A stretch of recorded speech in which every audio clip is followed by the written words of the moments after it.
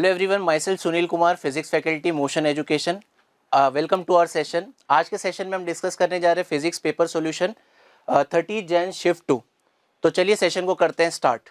चलिए, ये क्वेश्चन है magnetic effect of electric current chapter से। इस क्वेश्चन को चलिए रीड करते हैं। तो क्वेश्चन में कह रहा है current carrying rectangular loop PQRS, जैसे कि आप फिगर में देख सकते हो, made up of uniform wire, जहां पर PR और QS का लेंथ है 5 सेंटीमीटर। PR और QS का लेंथ 5 सेंटीमीटर और PQ और RS का लेंथ है 100 सेंटीमीटर। अब क्वेश्चन में कह रहा है if ammeter current reading changes from I to 2I, तो यहाँ पर एमीटर लगा रखा है, अगर उसका करंट I से 2I अगर चेंज हो रहा है, आपसे पूछ रहा है कि what is the ratio of magnetic force per unit length on wire PQ due to wire RS in two cases respectively. तो हमें फोर्स पर यूनिट लेंथ का रेशियो पूछ रहा है, कौन से वायर पर, वायर PQ पर। तो अब इसको सॉल्व करने के लिए जैसे कि हम जानते हैं कि वी नो समथिंग रिगार्डिंग, अगर दो वायर है, parallel wire carrying current I1 I2 और जिनके बीच में डिस्टेंस है D, तो हम जानते हैं इनके बीच में एक फोर्स ऑफ अट्रैक्शन या रिपल्शन होता है ड्यू टू करंट, और वो फोर्स पर यूनिट लेंथ कितना होता है, that is equal to mu naught I1 I2 divided by 2πD, right. अब यहां पर अगर हम गौर से देखें कि ये जो क्वेश्चन कह रहा है कि करंट I से 2I चेंज हुआ है, बट यहाँ पर डिस्टेंस और ये सारी चीजें तो कांस्टेंट है, तो मैं कह सकता हूँ फोर्स पर यूनिट लेंथ जो है उसको मैं स्मॉल f से डिनोट करता हूँ, that is proportional to I1 and I2। ठीक है, तो अगर डिस्टेंस कांस्टेंट है तो मैं ऐसे लिख सकता हूँ। तो अब इस क्वेश्चन को कैसे सोल्व करेंगे, तो force on PQ in first case upon force on PQ in second case, that will be equal to current in first case divided by current in second case. ठीक है, अब क्वेश्चन में कह रहा है कि फर्स्ट केस में जो करंट था आपका I था और सेकेंड केस में 2I है, जस्ट सब्स्टिट्यूट करो वैल्यू, तो इसको I रखो, इसको I रखो, तो ये हो जाएगा I square divided by second case में करंट था 2I, तो 2I इंटू 2I क्या हो जाएगा, ये 4I स्क्वायर। तो सिंपल I स्क्वायर से I स्क्वायर कैंसिल हो गया और हमें क्या मिला 1:4। तो कौन सा ऑप्शन करेक्ट है हमारा इसके अंदर, तो 1:4 हमारा है ऑप्शन नंबर 3। तो आंसर 3 इज करेक्ट।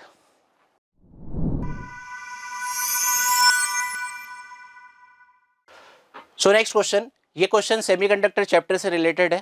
चलिए क्वेश्चन को देखते हैं। तो कह रहा है output Y of the input A and B of the circuit is given by, और ये सर्किट डायग्राम है। तो देखिए सर्किट डायग्राम में क्या दे रखा है, ढेर सारे नैंड गेट है और हमें पूछ रहा है कि ये Y आउटपुट क्या होना चाहिए इन चारों ऑप्शन में से। तो देखिए क्या करेंगे, इसके लिए एक काम करते हैं। तो स्टूडेंट एक अप्रोच यूज करते हैं कि यहाँ पे ढेर सारे नैंड गेट है, तो रैंडमली इनपुट देना बेटर नहीं होगा। तो एक काम करते हैं हम लोग, नैंड गेट के बारे में इसका ट्रूथ टेबल समझ लेते हैं नैंड गेट का, तो उससे ये सॉल्व करना आसान हो जाएगा। तो मैं किसका आपको आउटपुट बता रहा हूँ, नैंड गेट का। तो मान लेता हूँ मैं कुछ रैंडम इनपुट लेता हूँ 0 1 0 0 0 0 1 1 0 1 1। अब जैसे कि आप जानते रहोगे नैंड गेट हमेशा 1 देता है आउटपुट, सिर्फ जब दोनों उसके इनपुट हाई होते यानी कि 1 1 होते तभी वो अपना आउटपुट 0 देता है। तो ये नैंड गेट का मैंने यहाँ पर बना दिया, ये किसका है, नैंड गेट का। मैं लिख भी दे रहा हूँ यहाँ पर। अब ये नैंड गेट का ट्रूथ टेबल देखने के बाद अब इस सर्किट पे आते हैं। तो रैंडमली आप 1 1 0 0 मत दीजिए सर्किट को, बाद में कंफ्यूज हो सकते थे। ठीक है, तो सबसे पहले मैं एक काम करता हूँ, उसको 0 और 0 देकर देखता हूँ। ठीक है, तो हम नैंड गेट के बारे में सब कुछ जानते हैं। तो ये 0 गया यहाँ पर, ठीक है, और ये वाला 0 यहाँ पर और यहाँ पर। अब नैंड का 0 और 0 इनपुट पर हमें क्या मिलता है, 1 मिलता है। तो ये 1 आ गया, तो 1 0 पर भी क्या आ गया, 1 आ गया यहाँ पर। 0 1 पर भी ये आउटपुट क्या देगा, 1 देगा। और ये 1 और 1 पर ध्यान देगी, 1 और 1 पे नैंड जो है आपका आउटपुट क्या देता है, 0 देता है। तो यहाँ पे Y का वैल्यू आ जाएगा 0। ठीक है, तो ऐसे ही करके अब और कुछ इनपुट्स पे चेक करते हैं।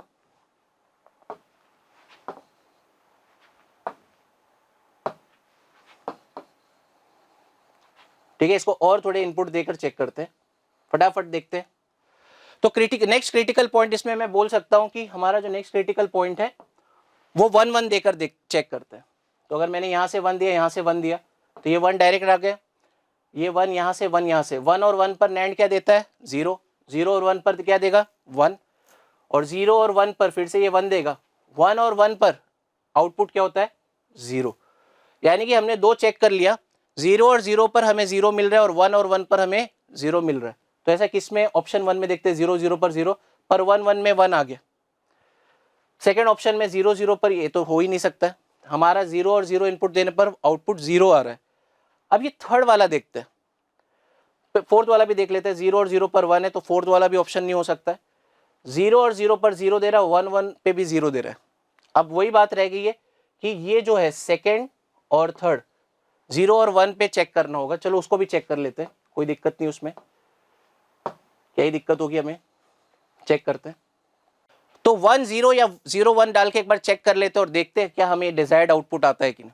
चलिए, तो मैंने क्या डाला, यहाँ से 1, यहाँ से 0, तो ये 1 यहाँ आया, ये 0 यहाँ आया। अब 1 और 0 पर नैंड में क्या होता है, हमें आउटपुट 1 मिलता है। अब ये 1 यहाँ पर, 1 यहाँ पर, तो यहाँ पर 0 आ गया। अब ये 1 यहाँ पर, ये 0 यहाँ पर, तो आउटपुट क्या होगा, इसका 1 होगा। 1 और 0 का आउटपुट क्या होता है, 1 होता है। ठीक है, तो ये भी क्रॉस वेरीफाई हो गया। तो इसलिए इस क्वेश्चन का जो सही आंसर होगा वो ऑप्शन 3 होगा।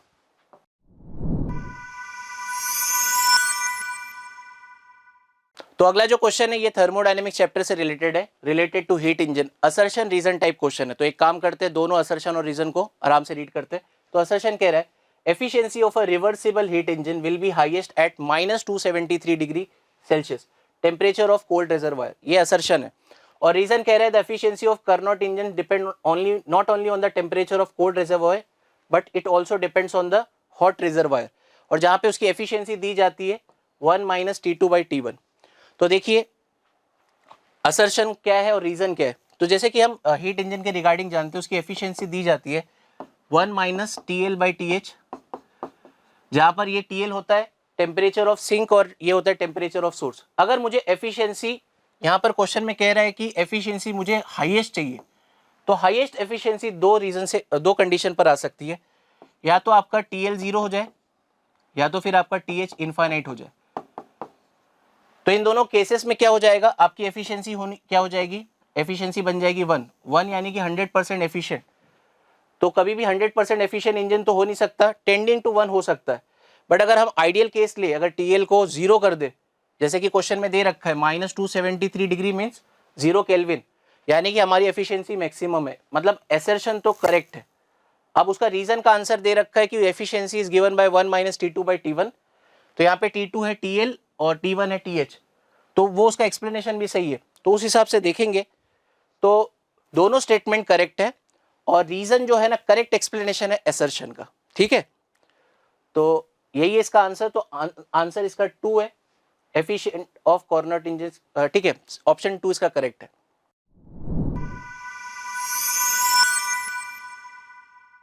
ये जो क्वेश्चन है इलेक्ट्रोस्टैटिक्स से कंडक्टर, प्रॉपर्टीज ऑफ कंडक्टर पे बेस्ड है। चलिए क्वेश्चन देखते हैं, क्वेश्चन क्या कह रहा है।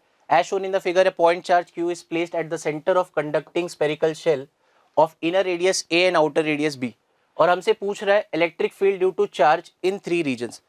तो देखिए चलिए इसका एक्सप्लेनेशन देखते हैं। एक कंडक्टिंग शेल है जिसके बीच में कैविटी और सेंटर पर एक चार्ज रखा हुआ है। तो हम कैसे इसे सॉल्व कर सकते हैं। अब सेंटर पे हमारा कौन सा चार्ज रखा है, प्लस चार्ज। तो जैसे कि हम जानते हैं ये प्लस चार्ज कैविटी के अंदर रखा हुआ है, तो यहाँ पर एक नेगेटिव चार्ज इंड्यूस करेगा ये। ठीक है, आप इसको गॉस लॉ से भी प्रूव कर सकते हो कि ये नेगेटिव चार्ज और उतनी वैल्यू का चार्ज इंड्यूस करेगा प्लस Q।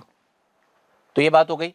अब नेक्स्ट चीज, ये जो कंडक्टर था न्यूट्रल था, टू प्रिजर्व इट्स न्यूट्रलिटी, तो यहां पर अगर ये माइनस चार्ज इंड्यूस हो जा रहा है तो बाहर इस पर क्या होगा, प्लस चार्ज इंड्यूस होना चाहिए। अब क्या होगा, अगर मैं इलेक्ट्रिक फील्ड की अगर इंफॉर्मेशन बताऊं तो इलेक्ट्रिक फील्ड कैसा होगा इसके अंदर कि ये प्लस Q से माइनस Q तक कुछ इलेक्ट्रिक फील्ड जाएंगी ऐसी। ठीक है, तो मैं बोल सकता हूं कि कैविटी के अंदर तो इलेक्ट्रिक फील्ड है, ठीक उसी तरह कैविटी के बाहर अगर चार्ज है तो कैविटी के बाहर भी ऐसी इलेक्ट्रिक फील्ड होगी, बाहर की आउटवर्ड, क्योंकि प्लस चार्ज है तो उसकी इलेक्ट्रिक फील्ड आउटवर्ड होगी। और हम जानते हैं कि इलेक्ट्रिक फील्ड इनसाइड कंडक्टर तो कभी हो नहीं सकता। तो अब इलेक्ट्रिक फील्ड की क्या क्या जानकारी मिल गई अपने को कि electric field in the region 1 is not 0, जो कि कैविटी वाला रीजन है वहां पर तो इलेक्ट्रिक फील्ड मौजूद है। रीजन 2 में that is inside the material of conductor, वो तो 0 है, and outside it is not 0। तो this is regarding the electric field due to this charge. तो देखते हैं कौन सा ऑप्शन करेक्ट है। तो ऑप्शन 3 इसका करेक्ट है।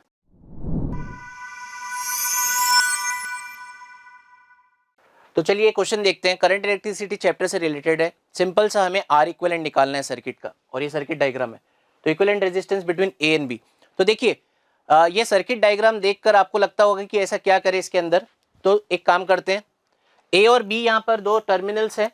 अब यहाँ पर ये रेक्टेंगल में हमें समझ में नहीं आ रहा है कि क्या कनेक्शंस कर रखे हैं, ठीक है। तो एक काम करता हूँ, मैं इस पॉइंट को एक्स बोल देता हूँ। तो मैं बोल सकता हूँ ये 8 ओम और 2 ओम एक्स और ए के बीच में कनेक्टेड है। तो अगर ये दो कॉमन टर्मिनल्स के बीच कनेक्टेड है तो ये दोनों पैरेलल है। उसी तरह एक्स और बी के बीच में 4 और 6 ओम कनेक्टेड है तो ये भी पैरेलल है।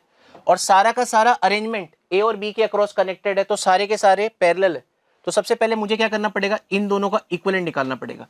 सो 8 और 2 का इक्विवेलेंट कितना मिलेगा मुझे, वो मिलेगा 8 इंटू 2 अपॉन 8 प्लस 2। तो आ जाएगा 16/10, यानी कि कितना आ जाएगा ये 1.6 ओम, राइट। अब इसका देखते हैं 4 और 6 का, तो इसका इक्विवेलेंट क्या हो जाएगा 6 इंटू 4 अपॉन 6 प्लस 4, यानी कि कितना 10। तो आ जाएगा 2.4। तो 1.6 और 2.4 ये आपके दो इक्विवेलेंट रेजिस्टेंस आ रहे हैं। अब देखिए ये रहा 1.6, ये रहा 2.4, और ये सारे के सारे पैरेलल में। और जस्ट मैंने यहाँ पे आर इक्विवेलेंट का फॉर्मूला लिख लिया 1/R1 प्लस 1/R2, और ये सारी की सारी वैल्यूज यहाँ पर रख दी और सॉल्व किया। मैंने इसको एलसीएम लिया और सॉल्व किया, तो ये मिला मुझे 18/12।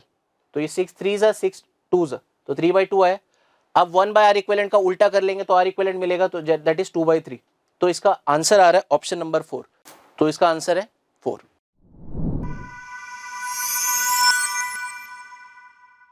सो अगला जो क्वेश्चन है काइनेमेटिक्स से रिलेटेड है, काफी इजी क्वेश्चन है।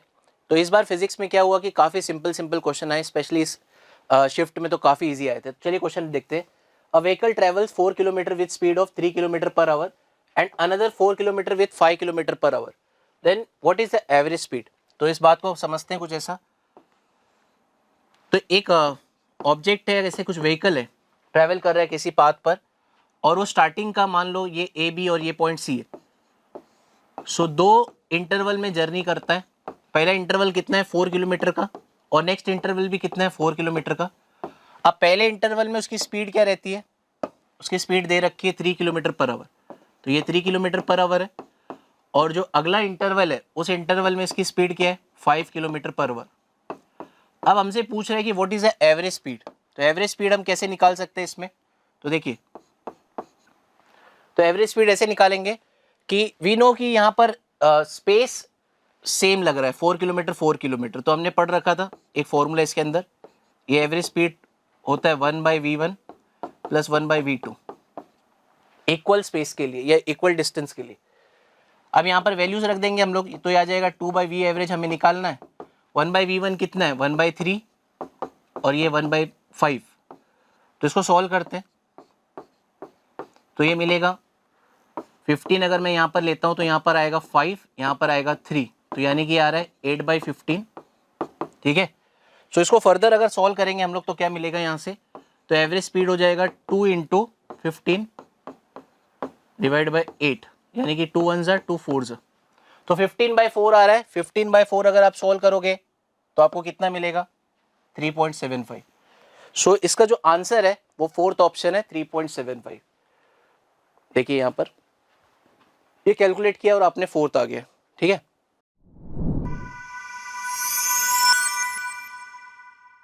अच्छा, ये जो क्वेश्चन है ऑल्टरनेटिंग करंट से रिलेटेड है, काफी सिंपल क्वेश्चन है। सीरीज आरएलसी का एक क्वेश्चन दे रखा है, तो यहाँ पे एक्सएल एक्सी और आर का वैल्यू दे रखा है, और आपसे पूछा क्या है क्वेश्चन में, what will be the RMS current flowing through the resistor, और सोर्स का जो वोल्टेज है वो कितना दे रखा है आपको 200√2। तो चलिए देखते हैं इसको कैसे सॉल्व करेंगे।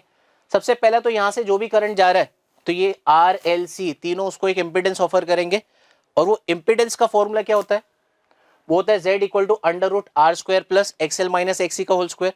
अब XL XC और ये R, यहाँ पर ये XE नहीं XC, ठीक है। तो इनका वैल्यू रखा हमने, तो 100² प्लस 200 माइनस 100 का स्क्वायर, तो कितना मिला ये 100 का स्क्वायर। 100 का स्क्वायर प्लस 100 स्क्वायर क्या मिलेगा 100√2, ये मिल गया आपको इम्पिडेंस। और सिंपली IRMS निकालने के लिए VRMS बाय Z कर लिया, तो √2 कैंसिल, 100 1 100 2। तो 2 ampere is the correct answer, जो कि आपका ऑप्शन नंबर 2 है।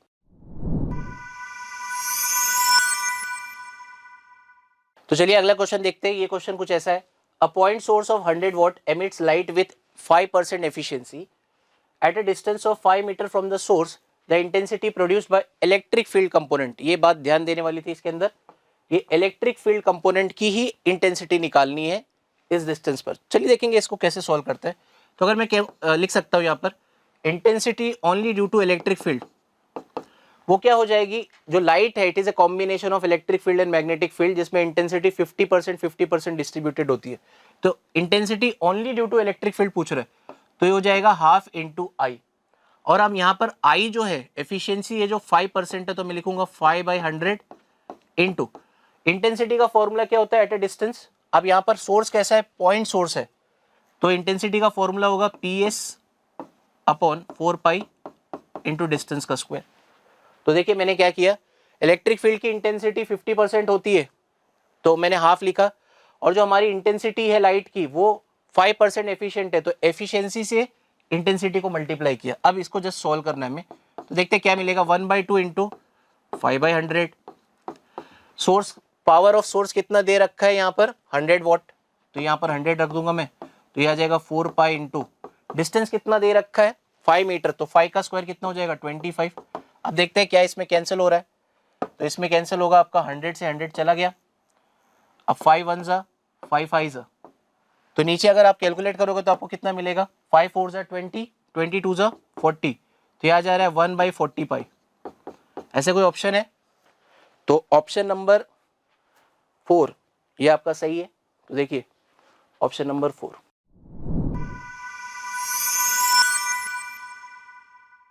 अच्छा, ये जो क्वेश्चन है एनएलएम चैप्टर से रिलेटेड है, इक्विलिब्रियम में। चलिए क्वेश्चन को रीड करते हैं। तो क्वेश्चन कह रहा है block of √3 kg is attached to a string उस other end is attached to a wall, जैसे कि आप डायग्राम में देख सकते हो, and unknown force F is applied to that string makes an angle of 30 degree with the wall. यहाँ पे ये फोर्स F है ताकि ये 30 डिग्री एंगल बना सके। अब टेंशन इन द स्ट्रिंग हमें निकालना है। अब इक्विलिब्रियम का सवाल है, चलिए देखते हैं कैसे सॉल्व करेंगे इसको। तो देखिए ये टेंशन है स्ट्रिंग के अंदर, तो इसके अगर मैं कंपोनेंट लेना चाहूँ तो दो कंपोनेंट मिलेंगे मुझे, एक y कंपोनेंट मिलेगा और एक x कंपोनेंट मिलेगा। अब ये 30 है तो ये वाला एंगल भी 30 होगा, तो y कंपोनेंट मिल जाएगा आपको t cos 30 और x कंपोनेंट कितना मिलेगा t sin 30। अब क्वेश्चन में दे रखा है कि ये जो ब्लॉक है ये इक्विलिब्रियम में है, यानी कि ना x डायरेक्शन में कोई एक्सेलरेशन है ना y डायरेक्शन में कोई एक्सेलरेशन है। तो हमें टेंशन निकालने के लिए कोई भी अप्रोच से हम कर सकते हैं। एक काम करता हूँ, y वाले पे न्यूटन्स लॉ लगाता हूँ, तो sum of all the forces that will be equal to 0, क्योंकि एक्सेलरेशन 0 है y डायरेक्शन में। तो यहाँ पर y डायरेक्शन के नेट फोर्स निकाल रहा हूँ मैं, ये हो जाएगा t cos 30 minus √3g equal to 0। √3g कहाँ से, इसका फोर्स √3g है नीचे की ओर। अब ये हो जाएगा t cos 30 that will be equal to √3g। cos 30 का वैल्यू कितना होता है √3/2, तो यह आ जाएगा √3 इंटू 10। अब √3 कैंसिल हो जाएगा, चलो कैंसिल कर देते हैं उसको, तो यहाँ से √3 कैंसिल हो गया, तो टेंशन का वैल्यू हमें कितना मिल जा रहा है 2 इंटू 10 20 न्यूटन। तो 20 न्यूटन इसका करेक्ट आंसर है। अब कौन सा ऑप्शन है 20 न्यूटन, तो चलिए देखते हैं। तो ऑप्शन नंबर 1 इसका करेक्ट है।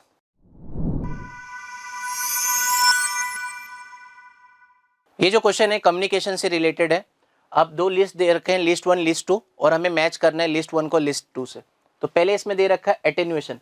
अब देखिए एटेन्यूएशन क्या होता है, लॉस ऑफ सिग्नल स्ट्रेंथ। तो यहाँ पर फोर्थ ऑप्शन इसका करेक्ट है, तो यहाँ से मैं बोल सकता हूँ कि ये रहा 1 का फोर्थ। सो 1 का फोर्थ या a का फोर्थ, ऐसा दो ऑप्शन में 1 और 3 में एटेन्यूएशन। ट्रांसड्यूसर क्या है, ये डिवाइस होता है जो वन फॉर्म ऑफ एनर्जी को दूसरे फॉर्म में कन्वर्ट करता है। तो कौन सा ऑप्शन है ये, ट्रांसड्यूसर का converts one form of energy into another. अब डीमॉड्यूलेशन क्या होता है, it is a process to retrieve the signal back, तो डीमॉड्यूलेशन का आ जाएगा सेकंड। और आपका रिपीटर क्या होता है, सिग्नल स्ट्रेंथ को बढ़ाने के लिए हम लोग combination of transmitter and receiver use करते हैं, तो ये 1 हो गया। तो ए का 4 बी का 3, तो ऐसे करके आप देखोगे तो ये ऑप्शन 3 इसका सही है। So correct answer is option 3।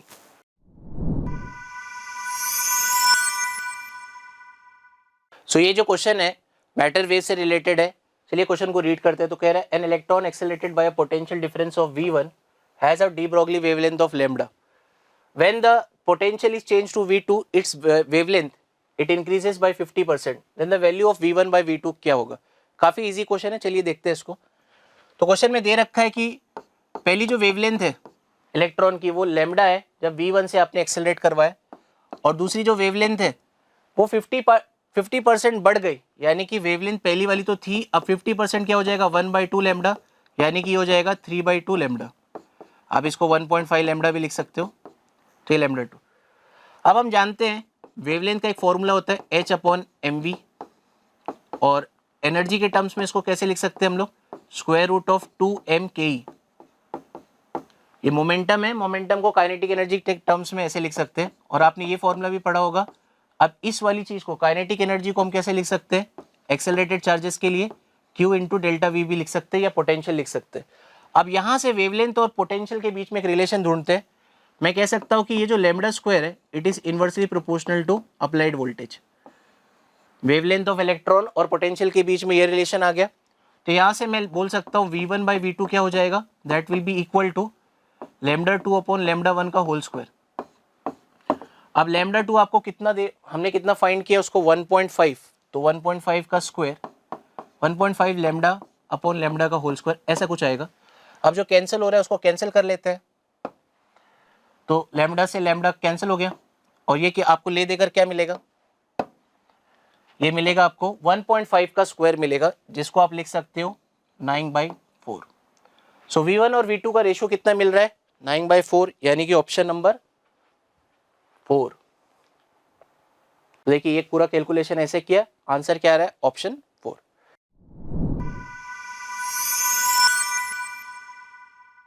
सो ये जो क्वेश्चन है ये आपका काइनेटिक थियरी ऑफ गैस से रिलेटेड है। चलिए क्वेश्चन को रीड करते हैं। तो क्वेश्चन कह रहा है a flask contains hydrogen and oxygen in the ratio of 2:1 by mass at temperature of 27 degree Celsius. माने कि दोनों का टेम्परेचर सेम है। The ratio of average kinetic energy per molecule of hydrogen and oxygen respectively. तो देखिए इसी formula based था, theory based है direct. So kinetic energy per molecule, average kinetic energy per molecule का फॉर्मूला क्या होता है, अब ये आपका डायटोमिक गैस है तो उसके लिए हो जाएगा 5/2 kT। ठीक है, तो फॉर्मूले से समझ में आ रहा है कि आपका जो काइनेटिक एनर्जी पर मॉलिक्यूल है ये मास पर डिपेंडेंट ही नहीं है, मॉलिक्यूलर वेट पर डिपेंडेंट नहीं है, it is directly proportional to temperature, और दोनों को हमने सेम टेम्परेचर 27 डिग्री सेल्सियस पे रखा है, तो इंडिपेंडेंट ऑफ मॉलिक्यूलर वेट होगा, और हमारा आंसर आ जाएगा ऑप्शन 2, दैट इज 1:1। तो दोनों की एवरेज काइनेटिक एनर्जी सेम होगी, सो 1:1, यानी कि ऑप्शन 2 इसका करेक्ट है।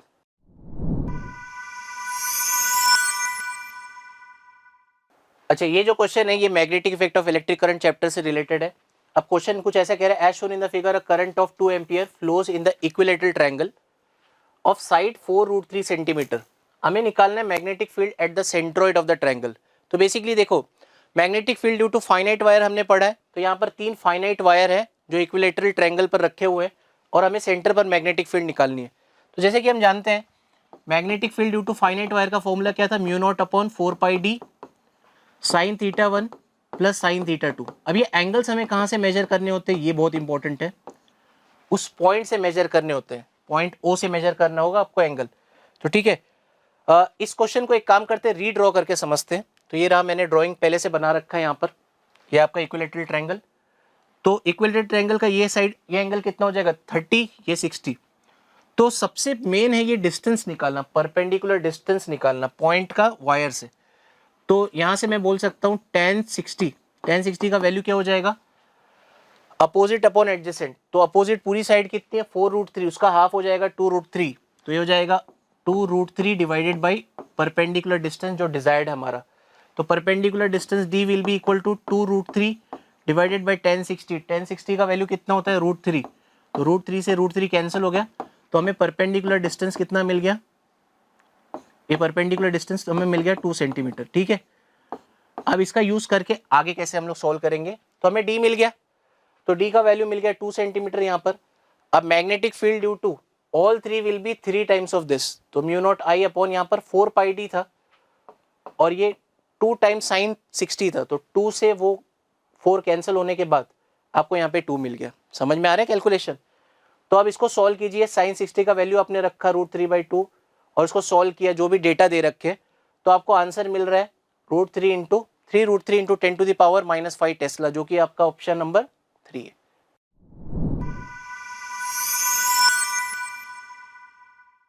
तो ये जो क्वेश्चन है ग्रेविटेशन चैप्टर से रिलेटेड है। क्वेश्चन क्या कह रहा है? An object is allowed to fall from a height r above the earth where r is the radius of earth, its velocity when it strikes the earth surface will be, वो हमें velocity बताना है जब वो अर्थ की surface को strike करता है। और एक बात कहा है कि एयर रेजिस्टेंस हमें नेग्लेक्ट करनी है।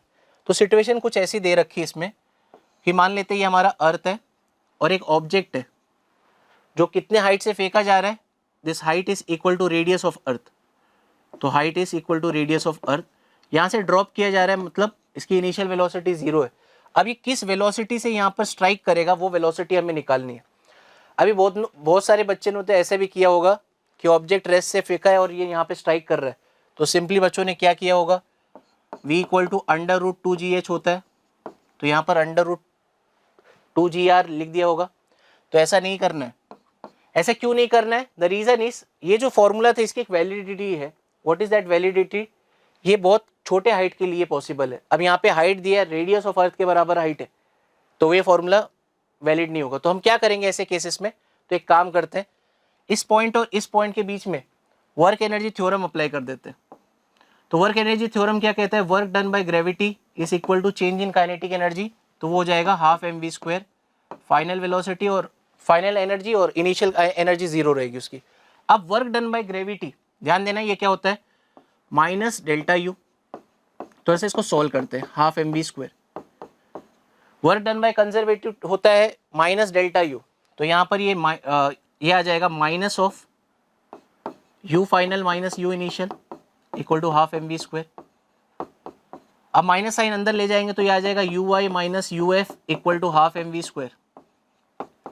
अब हमें क्या करना है, दोनों इंस्टेंसेस पर हमें पोटेंशियल एनर्जी लिखने आना चाहिए। तो इनिशियल पोटेंशियल एनर्जी हम कैसे लिख सकते हैं? एट हाइट, तो इनिशियली इसके पास पोटेंशियल एनर्जी यहाँ पर है -gmm/2r, और फाइनल पोटेंशियल एनर्जी कितनी है? -gmm/r, so that will be equal to ½ mv²। तो इसको आगे फर्दर सॉल्व करते, m निकाल के कैंसिल कर देंगे तो ये मिलेगा हमें -gm/2r। अच्छा, ये माइनस माइनस प्लस हो जाएगा यहाँ पर और ये हो जाएगा gm/r, so that will be equal to ½ v²। अब इसे हम सॉल्व करेंगे तो ये कितना मिलेगा हमें, माइनस माइनस प्लस हो जाएगा, तो gm/2r मिलेगा, that is equal to ½ v²। ठीक है, तो ये 2 से 2 कैंसिल हो गया। आगे अगर इसका फर्दर कैलकुलेशन देखेंगे हम लोग, सो देखिए यहाँ पर हम पहुंचे तो gm, m से m कैंसिल हो गया, तो ये gm की जगह पे gr² रख दे और r से r कैंसिल करने पर हमें आंसर क्या मिल रहा है, √gr। √2gr नहीं, √gr इसका सही आंसर है। तो ऑप्शन 4 इज करेक्ट।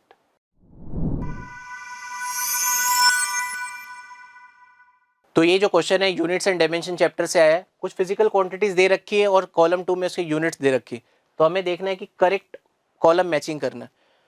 तो चलिए देखते हैं। सबसे पहला जो क्वांटिटी है टॉर्क है। टॉर्क क्या होता है? फोर्स इंटू डिस्टेंस होता है, तो न्यूटन मीटर। इसको मैंने सॉल्व कर रखा है ताकि हमारा समय बच सके। तो न्यूटन को हम लोग लिख सकते हैं kg/s² इंटू मीटर। अब इसको सॉल्व करने के बाद ये मिलेगा kg/m²/s²। अब हमारा जो ऑप्शन दे रखा है, ऑप्शन में हमें ये कुछ ऐसा दिया है kg/m² सेकेंड पावर -2। यहाँ से हम लोग मैच कर सकते हैं। Second, energy density. Energy density होती है एनर्जी पर यूनिट वॉल्यूम, तो एनर्जी को लिखेंगे न्यूटन मीटर, वॉल्यूम रहा मीटर क्यूब। अब ये मीटर से मीटर कैंसिल हो जाएगा, तो आपको मिलेगा फिर से kg/s² इंटू 1/m², है कि नहीं? तो इस चीज को आप कैसे लिख सकते हो? तो ये आएगा kg/m⁻⁻1 सेकेंड पावर -2। ठीक है। अब अगला जो प्रेशर ग्रेडियंट है, प्रेशर ग्रेडियंट होता है प्रेशर डिवाइड बाय डिस्टेंस। तो ये प्रेशर को आपने force by area into length किया, एरिया इंटू लेंथ क्या हो जाएगा, वॉल्यूम हो जाएगा, तो ये आ जाएगा kg/m² into second power -2। Impulse, impulse क्या होता है? It is nothing but momentum. तो मोमेंटम तो होता है kg/s, तो ये तो सिंपल था काफी। तो इस हिसाब से इसका ऑप्शन ए बनता है, यानी कि टॉर्क वाला ये हुआ, एनर्जी डेंसिटी वाला ये हुआ, प्रेशर ग्रेडियंट तो यही खुद है, और आपका इम्पल्स क्या है, केजी मीटर पर सेकेंड, यानी कि ऑप्शन ए इसका करेक्ट है या 1 करेक्ट है।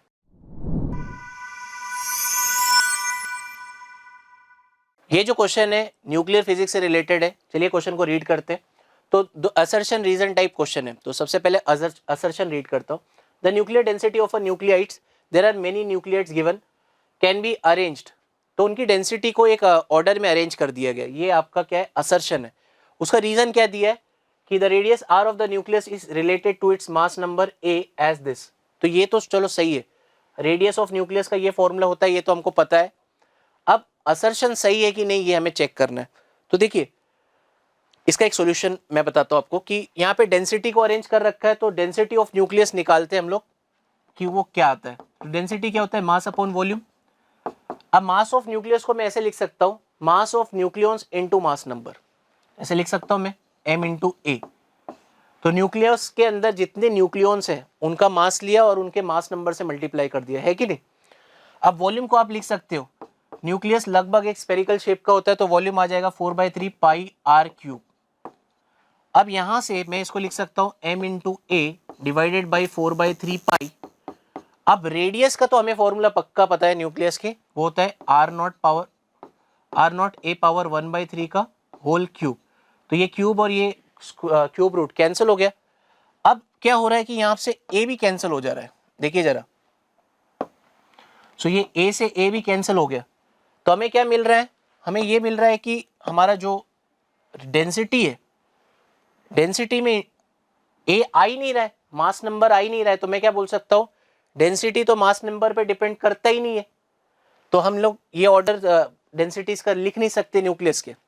तो यानी कि हमारा असर्शन इनकरेक्ट है और रीजन करेक्ट है। तो कौन सा ऑप्शन सही लग रहा है, ऑप्शन ए इसका सही है। So option 1 is correct, assertion is wrong, reason is correct.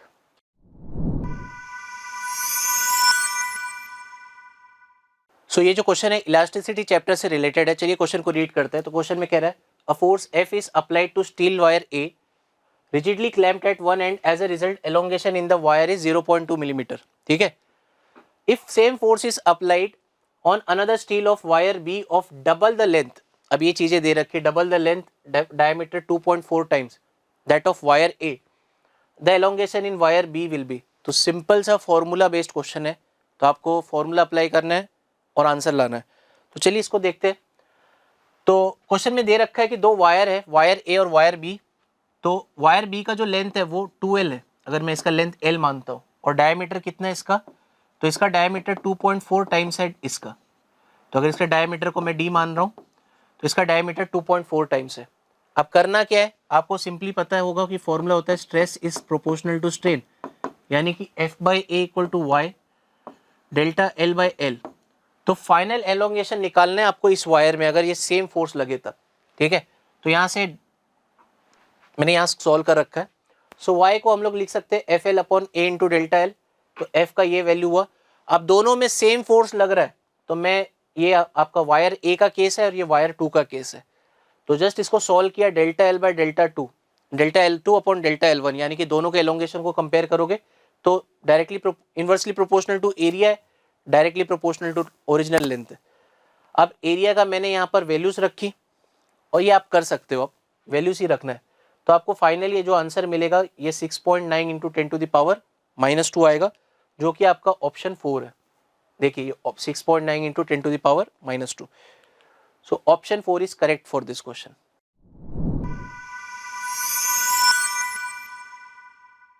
ये जो क्वेश्चन है रे ऑप्टिक चैप्टर से है, थिन प्रिज्म के ऊपर। चलिए क्वेश्चन रीड करते हैं। तो क्वेश्चन कह रहा है a thin prism P1 with refracting angle 6 degree and made up of glass of refractive index 1.4 is combined with another prism P2 made up of glass of refractive index 1.72 to produce dispersion without average deviation. So angle of prism P2 will be। तो एक बात तो समझ में आ रही है, question में कह रहा है there must be no deviation. तो जीरो डेविएशन के लिए कंडीशन क्या है, चलिए देखते हैं।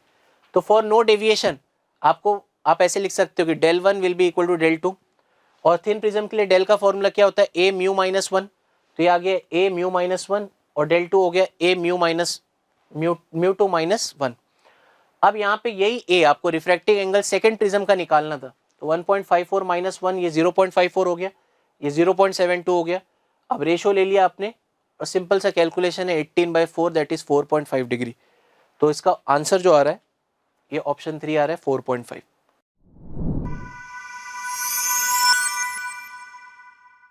तो ये जो क्वेश्चन है सिंपल सा मोमेंटम कंजर्वेशन का क्वेश्चन है गन बुलेट सिस्टम का। चलिए क्वेश्चन रीड करते हैं। A machine gun of mass 10 kg fires 20 gram bullet at the rate of 180 bullets per minute, then what with a speed of 100 metre per second the recoil velocity of gun हमें पूछ रहा है। तो एक काम करते हैं, इस क्वेश्चन को ड्रॉ करके समझते हैं। ये रहा आपका गन प्लस बुलेट सिस्टम, ठीक है। जैसे कि हम जानते हैं गन प्लस बुलेट स्टार्टिंग में अगर पोजीशन देखा जाए तो ये रेस्ट में था, तो इसका इनिशियल मोमेंटम 0 हो जाएगा। अब फाइनल मोमेंटम 0 होने के लिए क्या होना चाहिए, मास of gun into velocity of gun. ये जो गन का मोमेंटम और बुलेट का मोमेंटम अपोजिट डायरेक्शन में होना चाहिए, यानी कि बुलेट आगे जा रही है तो गन पीछे जाएगी, तो आ जाएगा mass of bullet into velocity of bullet equal to 0। अब क्वेश्चन में हमसे क्या पूछ रखा है, रिकॉइल वेलोसिटी मतलब गन की वेलोसिटी। तो वेलोसिटी ऑफ गन क्या हो जाएगी यहाँ से, mass of bullet into velocity of bullet divide by mass of gun. तो इसी चीज को हमने यहाँ पे सोल्व करके रखा है। तो देखिए ये 10 इंटू वी क्या है, मोमेंटम ऑफ गन है, यहाँ पे 10 मास है गन का और v हमें रिकॉइल वेलोसिटी निकालनी है। अब जो लेफ्ट साइड में है वो मोमेंटम ऑफ बुलेट है। अब बुलेट का मोमेंटम निकालना यहाँ पे क्रूशियल है। 20 इंटू 10⁻³ सिंगल बुलेट का मास है और 100 मीटर पर सेकेंड से वो चल रहा है, वो सिंगल बुलेट का स्पीड है। अब ऐसे करके पर मिनट कितने बुलेट्स निकल रहे हैं, 180 बुलेट्स। तो 180 इंटू 60 डिवाइड बाई 60 करना होगा, तो 180/60 बुलेट्स पर सेकेंड आ जाएगा आपको। तो ये आपका टोटल मोमेंटम ऑफ बुलेट हो गया और ये टोटल मोमेंटम ऑफ गन हुआ। सो सॉल्व करोगे, सिंपल सा कैलकुलेशन है, 0.6 आंसर आ जाता है और हमारा आंसर क्या है इसमें 2। सो ऑप्शन 2.6 इसका करेक्ट है।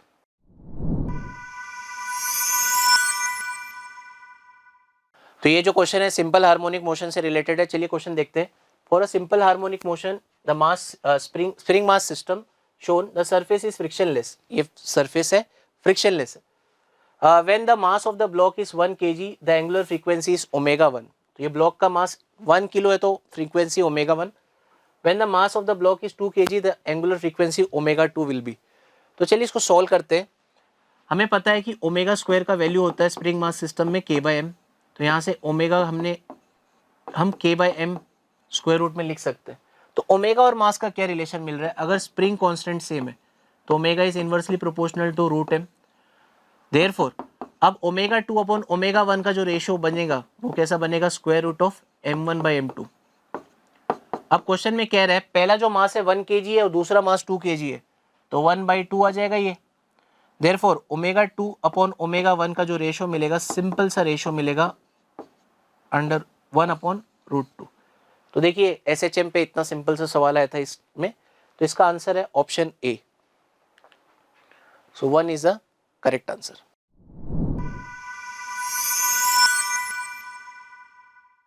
तो ये जो क्वेश्चन है रोटेशनल मोशन चैप्टर से रिलेटेड है। चलिए क्वेश्चन देखते हैं। तो कह रहा है uniform disc of mass 0.5 kg and radius r is projected with a velocity of 18 meter per second at t equal to 0 on a rough horizontal surface. It start off with a pure sliding. तो starting में t equal to 0 पर वो purely slide कर रहा है at t equal to 0. After 2 second it acquires a pure rolling as you can see in the figure. तो 2 second के बाद ये जो डिस्क है प्योर रोलिंग करना स्टार्ट कर रहा है। Then we need to calculate the total energy of the disc after 2 second. ठीक है, तो 2 सेकेंड के बाद जब ये डिस्क प्योर रोलिंग करना स्टार्ट कर रहा है उस वक्त हमें उसकी टोटल काइनेटिक एनर्जी बतानी है या टोटल एनर्जी बतानी है। तो देखिए ये क्वेश्चन को हम कुछ ऐसे समझ सकते हैं। चलिए देखते हैं।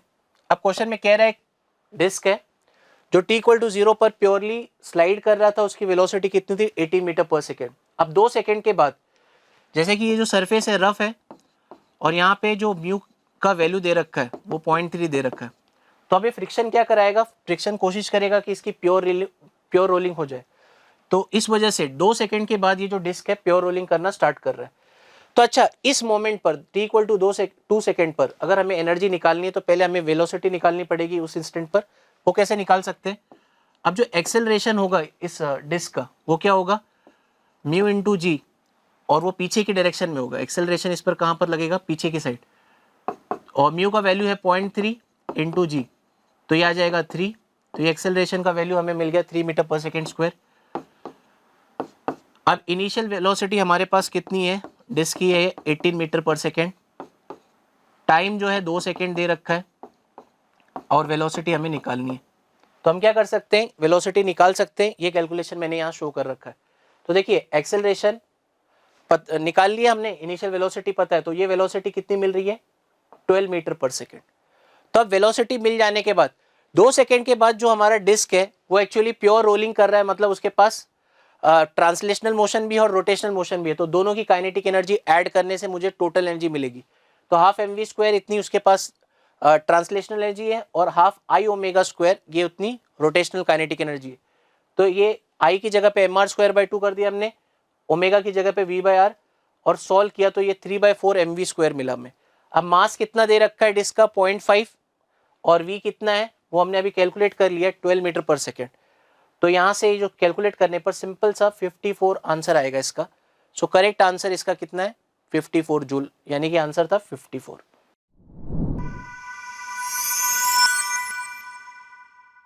तो ये जो क्वेश्चन है करंट इलेक्ट्रिसिटी चैप्टर से है, व्हीटस्टोन नेटवर्क जैसा कुछ दिख रहा है। चलिए क्वेश्चन रीड करते हैं। इधर potential difference between B and point D, ये बी है और ये डी है, दोनों का potential is 0, difference, potential difference is 0। The value of X is 1/n ohm. तो यहाँ पे x का वैल्यू 1/n ओम है। अब इसी में हमें n की वैल्यू निकालनी है। तो चलिए सिंपल सा क्वेश्चन देखते हैं। तो हम जानते हैं व्हीटस्टोन नेटवर्क के हिसाब से अगर ये दोनों पॉइंट का पोटेंशियल सेम होगा तो रेजिस्टेंस के रेशियो सेम होते हैं। अब यहाँ पे 6 ओम और 3 ओम रखे हैं, तो इनका इक्विवेलेंट कितना होगा, तो इक्विवेलेंट हो जाएगा आपका 2/3 इंटू 3, यानी कि 2 ओम। तो ये 2 ओम और ये 3 ओम, तो इसका रेशियो आ जाएगा 2/3 इक्वल टू, इसका रेशियो क्या होगा, इसका रेशियो होगा x into 1/1 plus x divided by ये वाला रेजिस्टेंस x है आपका। तो ये आ जाएगा 2/3 into X equal to x into 1/1 plus X. तो x से x कैंसिल हो गया, तो यहाँ पे मिल रहा है 2 + 2x इक्वल टू 3, यानी कि 2x बराबर 1। तो x का वैल्यू कितना मिल जा रहा है हमें, 1/2। तो अब कंपेयर कीजिए x का वैल्यू, x इज 1/n, तो n का वैल्यू क्या होना चाहिए यहाँ पर, तो n का वैल्यू होना चाहिए 2। तो 2 is a correct answer for this question. तो देखिए यहाँ पर 2 इसका करेक्ट आंसर। सो ये जो क्वेश्चन है ये सर्कुलर मोशन से रिलेटेड है, सिंपल से एक्सेलरेशन निकालना है। चलिए क्वेश्चन देखते हैं। तो क्वेश्चन कह रहा है stone tied to 180 centimetre long string, तो इसको 1.8 मीटर रखना पड़ेगा आपको। At its end makes 28 revolutions in horizontal circle in every minute. तो 28 रेवोल्यूशन क्या है, ये फ्रीक्वेंसी उसकी।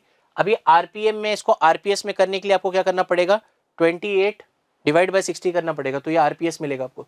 The magnitude of acceleration of stone, ये 1936/x ऐसा आ रहा है। अब यही हमें x का वैल्यू निकालना है। चलिए क्वेश्चन देखते हैं। तो देखिए मैं इसके पहले बताता हूँ कि अगर कोई ऑब्जेक्ट है सर्कुलर मोशन परफॉर्म कर रहा है तो उसके ऊपर एक्सेलरेशन क्या होगा, सेंट्रीपिटल एक्सेलरेशन, और इसका फॉर्मूला क्या होगा, a equal to r omega square, right, omega के टर्म्स में। अब ओमेगा कैसे मिलेगा, हमें फ्रीक्वेंसी पता है 28 रेवोल्यूशन पर मिनट था, तो 28/60 उसका आरपीएस हो गया, इंटू 2 करने से ओमेगा मिल गया, उसका ब्रैकेट का स्क्वायर इंटू रेडियस कितना था 180 सेंटीमीटर था, 1.8 रखा हमने, इसको सोल्व किया अच्छे से, और हमें जो रेशियो मिल रहा है ये 1936 इंटू 1.8 डिवाइड बाई 25 है। अब ये 1.8 डिवाइड बाई 25 करोगे ना, 25 को 1.8 से डिवाइड करोगे तो आपको 125 मिलेगा। तो ये आ रहा था 1936/x, तो अगर आप कंपेयर करोगे तो x का वैल्यू क्या आ रहा है यहाँ पे, 125। So 125 was the correct answer for this question.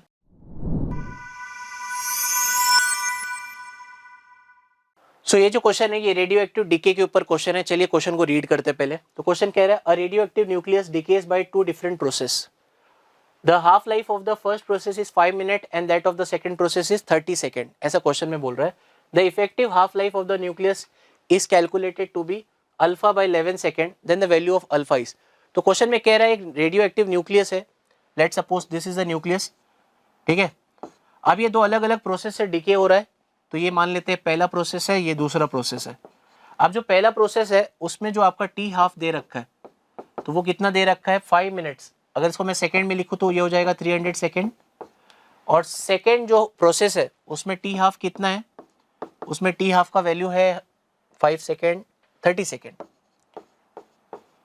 तो अब हमें इफेक्टिव या एवरेज इफेक्टिव हाफ लाइफ पूछ रहा है। सो वी नो कि जो डिके कांस्टेंट होगा इफेक्टिव इन दोनों प्रोसेस का वो होगा λ1 प्लस λ2। अब डिके कांस्टेंट और टी हाफ में क्या रिलेशन है, ये होता है ln2 upon T half T effective, या टी हाफ होता है ना, T half equal to lambda upon ln2 upon lambda. तो वैसे करके लिख सकता हूँ λ1 हो जाएगा ln2 अपॉन t1 प्लस ये हो जाएगा ln2 अपॉन t2। अब ln2 निकाल के कॉमन कैंसिल कर दें तो 1 अपॉन टी इफेक्टिव कितना मिलेगा हमें, ये मिलेगा ln2 कैंसिल तो ये आ जाएगा 1/300 प्लस 1 अपॉन दूसरा कितना था 30। तो इसको सॉल्व कैसे करेंगे, ये आ जाएगा 1/300 प्लस 100 से ऊपर नीचे मल्टीप्लाई डिवाइड कर दो तो ये हो जाएगा 10 से मल्टीप्लाई डिवाइड करो 100 से नहीं, तो ये आ जाएगा 10/300। तो ये आ जाएगा आपको 11/300। सो टी इफेक्टिव का जो वैल्यू आएगा, ये रेसिप्रोकल है ना, तो यहाँ से टी इफेक्टिव का वैल्यू कितना मिलेगा, ये मिलेगा आपको 300/11 सेकेंड्स। तो अब कंपेयर कीजिए, तो क्वेश्चन में बोला है कि अल्फा बाय 11 सेकेंड, तो यानी अल्फा का वैल्यू क्या होना चाहिए, यहाँ से अल्फा का वैल्यू होना चाहिए 300। तो 300 was the correct answer for this question.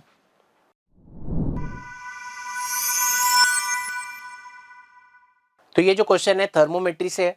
Question में चलिए रीड करते क्या कह रहा है। A faulty thermometer reads 5 degree Celsius in melting point and 95 degree Celsius is its steam point. तो एक थर्मामीटर है जो फॉल्टी है, उसमें जो आइस पॉइंट है वो 5 डिग्री है और स्टीम पॉइंट है 95 डिग्री सेल्सियस।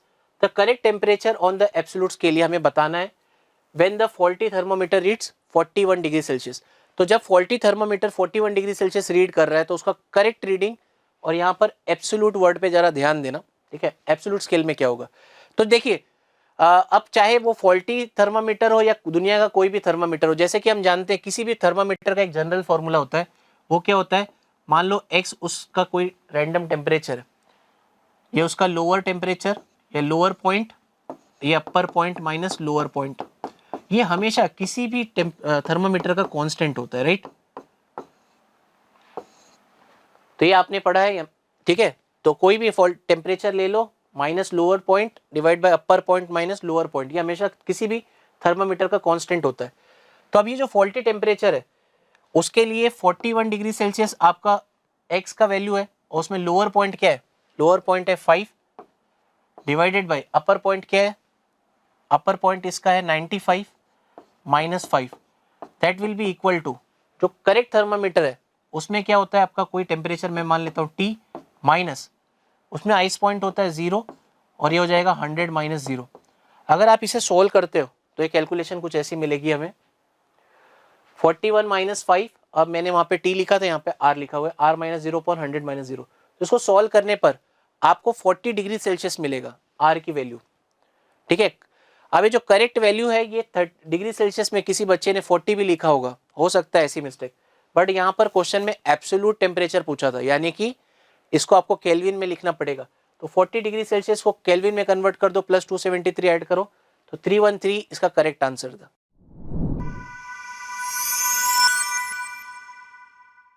तो अगला जो ये क्वेश्चन जो था ऑल्टरनेटिंग करंट चैप्टर से रिलेटेड था, चलिए क्वेश्चन रीड करते हैं। क्वेश्चन में कह रहा है in an AC generator rectangular coil of 100 turns each having area this much is rotated with 360 revolution per minute about an axis perpendicular to uniform magnetic field of magnitude 3 Tesla. The maximum value of induced EMF, उस coil में maximum EMF पूछ रहा है। तो देखिए, तो आपने ये पढ़ा रहेगा जब कोई रेक्टेंगुलर कॉइल मैग्नेटिक फील्ड में रोटेट होता है तो उसमें से जो फ्लक्स की वैल्यू है वो क्या होती है, NBA, ठीक है, NBA cos थीटा आप लिख सकते हो। अब इंड्यूस्ड EMF क्या होता है, d∅dt होता है, फिलहाल मैं नेगेटिव को इग्नोर कर रहा हूँ, तो ये आ जाएगा NBA बाहर। अब थीटा ये रोटेट हो रहा है ना ये कॉइल, तो थीटा को आप ओमेगा टी लिख सकते हो, तो ये आ जाएगा d/dt cos ओमेगा टी। सो ये हुआ उसमें इंड्यूस्ड EMF का वैल्यू। अब इसको फर्दर अगर सॉल्व करोगे तो आपको क्या मिलेगा, ये NAB अब कॉस ओमेगा टी का जो वैल्यू आएगा वो क्या होगा, ओमेगा डेरिवेटिव आ जाएगा साइन ओमेगा टी। तो आपका जो ईएमएफ का वैल्यू आ रहा है वो आ रहा है N A B omega sine omega T. तो मैक्सिमम इंड्यूस्ड ईएमएफ क्या होगी, तो वो होगी एन ए बी ओमेगा। ठीक है, तो इसी को आप ऐसे भी लिख सकते हो, E equal to E max sine omega T, ऐसे भी लिख सकते हो। अब यहाँ पर ई मैक्स का जो वैल्यू है आपका वो क्या है, एन ए बी ओमेगा। बस यही हमें कैलकुलेट करना है और सारे डेटा तो हमें दे रखे। तो एन ए बी ओमेगा आपका मैक्सिमम इंड्यूस्ड ईएमएफ है उस कॉइल में, नंबर ऑफ टर्न्स रखा, area 14 into 10 to the power -2 दे रखा है। अब बी का वैल्यू 3 दे रखा, ओमेगा कितना था 360 आरपीएम था, उसको आरपीएस में कन्वर्ट कर लिया आपने और पूरा इसको सॉल्व करोगे तो आपको आंसर मिलेगा 1584 volt. So this is the value of maximum induced EMF.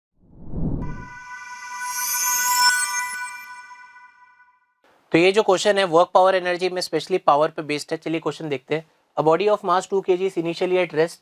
It starts moving with unidirectionally under the influence of a source of constant power P. ऐसा क्वेश्चन में दे रखा है।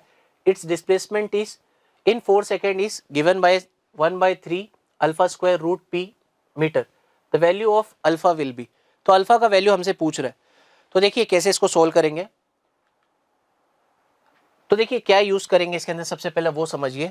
हम जानते हैं कि पावर क्या होता है, dw/dt। ठीक है, तो पावर को मैं लिख सकता हूँ power into time equal to dw।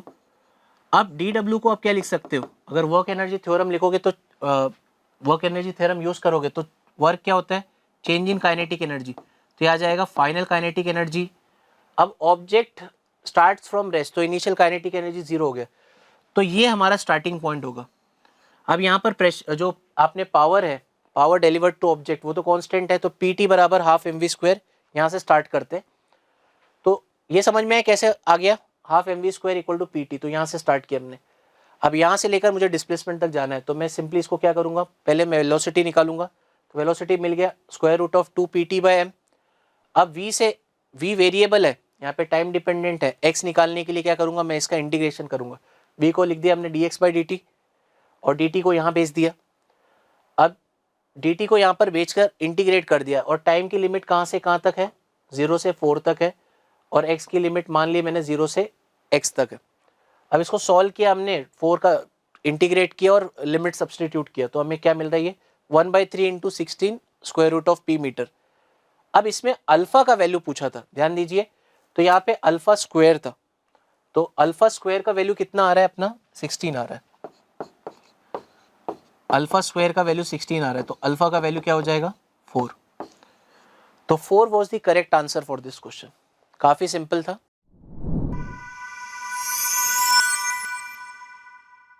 तो ये जो क्वेश्चन है इलेक्ट्रोस्टैटिक चैप्टर से रिलेटेड है, गॉस लॉ पर। चलिए क्वेश्चन रीड करते हैं। तो as shown in the figure, a cuboid lies in a region of electric field, और ये इलेक्ट्रिक फील्ड की वैल्यू दे रखी है और magnitude of charge within the cuboid is given as n epsilon not c, और हमें value of n निकालनी है इसके अंदर। ठीक है, तो बेसिकली क्वेश्चन में क्या दिया है, क्यूबॉइड है, उसकी डायमेंशन देकर हमें उसके अंदर, क्यूबॉइड के अंदर कितनी चार्ज है वो निकालना है। तो एक काम करते हैं, इसे अच्छे से ड्रॉ करके समझते हैं। तो ये वेरिएबल इलेक्ट्रिक फील्ड है, तो ये रहा। तो ये मैंने क्या किया, क्यूबॉइड बनाया मैंने, और इस क्यूबॉइड के अंदर जो इलेक्ट्रिक फील्ड है वेरिएबल, उसकी वैल्यूज मैंने बता रखी, Ex, Ey, Ez, और वहां से डेटा एक्सट्रैक्ट कर रखा है। Ex 2x² है, Ey -4y, Ez 6k। तो हमें इस क्यूबॉइड के अंदर जितने भी चार्जेस है उसको निकालने के लिए सबसे पहले क्या निकालना होगा, सारा फ्लक्स निकालना पड़ेगा कि ये 6 के 6 फेजेस से कितना फ्लक्स निकल रहा है। तो स्टार्ट करते हैं हम लोग। अब ये जो एक्स डायरेक्शन वाली जो फेज है, ये साइड वाली और वो साइड वाली, ठीक है, आप समझ रहे हो, ये वाली फेस और उस वाली फेस पे कितना फ्लक्स निकल रहा है वो कैलकुलेट करते हैं।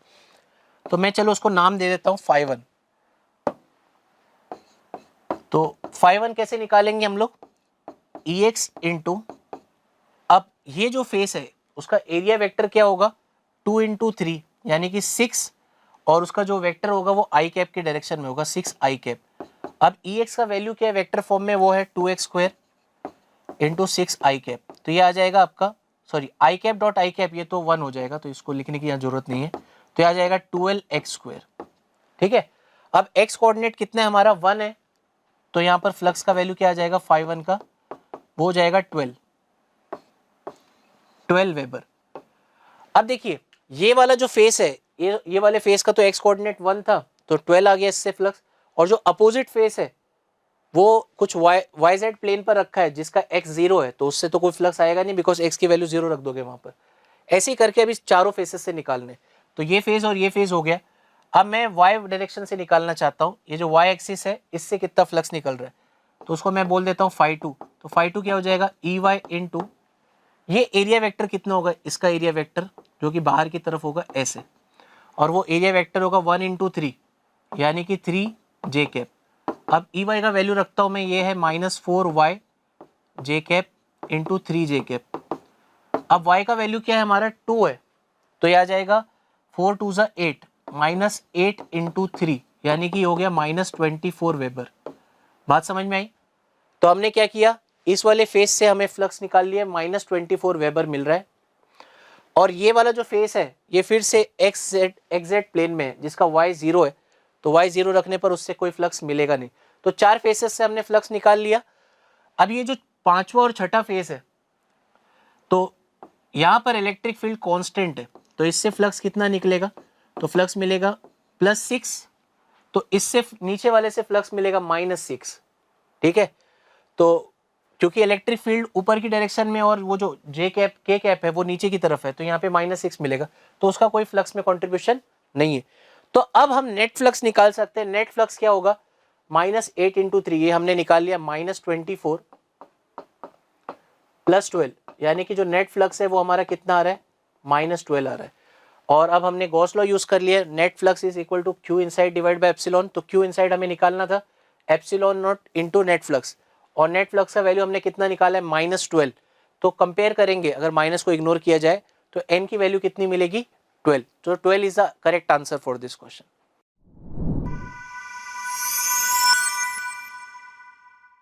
तो ये जो क्वेश्चन है ये वेव ऑप्टिक्स चैप्टर से रिलेटेड है।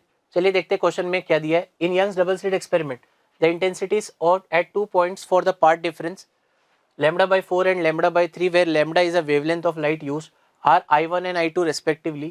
If I0 denotes the intensity of each of the individual slits, then हमें वैल्यू पूछा है I1 + I2 by I0, इसकी क्या वैल्यू होगी। तो उसके पहले मैं आपको इंटेंसिटी का कुछ बता देता हूँ कि वी नो रिजल्टेंट इंटेंसिटी का फॉर्मूला क्या होता है, I1 + I2 + 2 √I1 I2 cos phi। अच्छा, ये रिजल्टेंट इंटेंसिटी का फॉर्मूला तब यूज होता है जब दोनों सोर्सेस की इंटेंसिटी अलग अलग है और वो किसी पॉइंट पर मीट कर रही है। अब यहाँ पर हमें YDAC एक्सपेरिमेंट बोला है, तो YD एक्सपेरिमेंट में दोनों सोर्सेस हमारे कोहेरेंट है, यानी कि इंडिविजुअल इंटेंसिटीज दोनों की सेम है।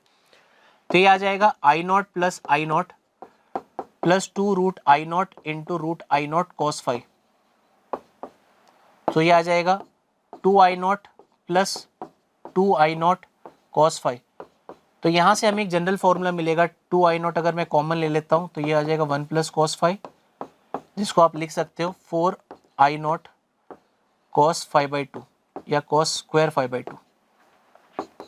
तो ये हमें रिजल्टेंट इंटेंसिटी का फॉर्मूला मिल रहा है। अब क्वेश्चन समझते हैं, क्वेश्चन में क्या बोल रहा है वो देखते हैं। तो क्वेश्चन में कह रहा है कि YDAC एक्सपेरिमेंट में दो ऐसे पॉइंट्स हैं जहां पर वेव्स अलग अलग वेव पार्ट डिफरेंस से पहुंच रही है। तो पहला जो पार्ट डिफरेंस क्वेश्चन में दे रखा है वो कितना है हमारा, λ/4 है। तो λ/4 के वजह से उस पॉइंट की इंटेंसिटी जो होगी वो I1 है, ऐसा क्वेश्चन में बोला है। ठीक है, तो चलिए इसका सोल्यूशन देखते हैं। तो देखिए ये तो मैंने आपको प्रूफ करके दे दिया, 4I0 cos square phi/2 होता है रिजल्टेंट इंटेंसिटी, और ये जो फॉर्मूला है ये फेज डिफरेंस और पार्ट डिफरेंस का बताता है। अब पहले जो पार्ट डिफरेंस है वो कितना है हमारा, वेव का λ/4 है, तो उसका फेज डिफरेंस कितना आ जाएगा, delta phi will be 2π/λ into λ/4। तो लैम्डा 2 से 2 कैंसिल, लैम्डा से लैम्डा कैंसिल, तो डेल्टा फाई हमें कितना मिल रहा है, फेज डिफरेंस मिल रहा है π/2। यानी कि वो पॉइंट जहां पर जो वेव्स आ रही है जिनके बीच में λ/4 का पार्ट डिफरेंस है, तो उनके बीच में फेज डिफरेंस है π/2। तो इस π/2 को मैं यहाँ पे रखूंगा, तो ये आ जाएगा π/4, π/4 आ गया। तो I1 की इंटेंसिटी क्या हो जाएगी, वो आ जाएगी cos, इसको सॉल्व करोगे तो 2I0 आ जाएगी, तो I1 का वैल्यू आ गया 2I0। सिमिलरली जब हम λ/3 फेज डिफरेंस वाली वेव भेजेंगे, λ/3। तो हमें फेज डिफरेंस कितना मिल रहा है? फेज डिफरेंस 2π/3 मिलेगा और उसके करस्पॉन्डिंग इंटेंसिटी है I0, यानी कि I1 का वैल्यू हमें कितना मिल गया है? 2I0 और I2 का वैल्यू कितना मिल गया है? I0। हमें रेशियो किसका पूछा था? हमें रेशियो पूछा था I1 plus I2 divided by I0 का पूछा था। तो ये आ जाएगा 3I0 डिवाइडेड बाई I0। तो कैंसिल होने पे रेशियो कितना आ जा रहा है? 3। तो correct answer for this question is 3।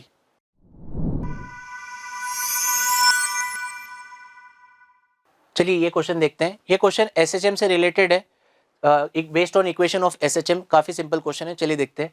तो कह रहा है the velocity of a particle executing SHM varies with displacement as this function 4v² equal to 50 minus x²। इस तरीके से वेरी कर रहा है। Then the time period of oscillation is x/7 second, ऐसा क्वेश्चन में बोल रहा है। And we need to calculate the value of x। तो चलिए देखिए कैसे सॉल्व करेंगे। अब यहाँ पे जो इक्वेशन से वेरी कर रहा है आपका वेलोसिटी, वो दे रखा है 4v² equal to 50 minus x², right. अब इसको अगर मैं थोड़ा सा इस फॉर्म में लाऊं तो ये आ जाएगा v² equal to 1/4 50 minus x²। अब इस इक्वेशन को आप अपने वेलोसिटी के इक्वेशन से कंपेयर करो, जो कि क्या है आपका v² बराबर ω² a² माइनस x²। यानी कि अगर आपसे एम्पलीट्यूड भी पूछ लेता तो आप एम्पलीट्यूड √50 बता देते, बट एम्पलीट्यूड नहीं पूछा, टाइम पीरियड पूछा है। तो अब यहाँ पे ओमेगा मिल जाएगा आपको। ω² का वैल्यू कितना मिल जाएगा यहाँ से? 1/4, यानी कि ओमेगा कितना मिल गया?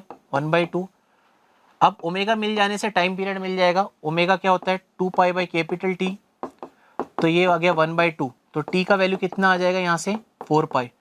अब इसके बाद बस छोटा सा और कैलकुलेशन करना है आपको। अगर मैं पाई की वैल्यू 22/7 सब्सटीट्यूट करता हूँ तो ये आ जाएगा 88/7 सेकेंड। अब कंपेयर कीजिए हमारे इससे जो पूछा था यहाँ पे x/7, तो x का वैल्यू कितना होना चाहिए यहाँ पे? Therefore the value of x must be 88। तो इतना इजी क्वेश्चन था। So with this, तो 88 is the correct answer। With this we came to an end of our session। तो आई होप आपको सारे सॉल्यूशन अच्छे से समझे होंगे। Thank you students. आशा करता हूं हमारे टॉप एजुकेटर का यह लेक्चर आपको पसंद आया होगा। अगर पसंद आया है तो वीडियो को लाइक करिए, चैनल को सब्सक्राइब करिए और शेयर भी करिए, क्योंकि ज्ञान बांटने से बढ़ता है और सही बताऊं तो पुण्य भी मिलता है। मुझे सुनने के लिए बहुत बहुत धन्यवाद। Thank you.